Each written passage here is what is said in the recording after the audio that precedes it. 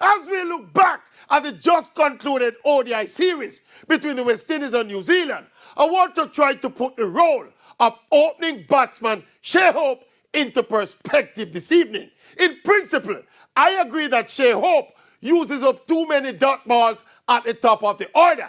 In a classic team and a perfect world, a 50 or 60 or 70% strike rate as an opening batsman in ODI cricket is grossly unacceptable. But is this West Indies a classic team with a classic batting lineup? Hello!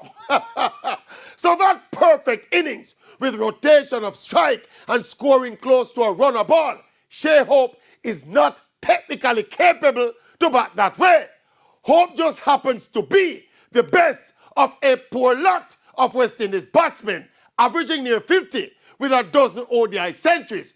Now in a West Indian context, with this hit-or-miss batting lineup, give me a Shai Hope innings of 50 or 60 from 100 deliveries instead of him getting out early and the West Indies get bowled out for 170 in 40 overs.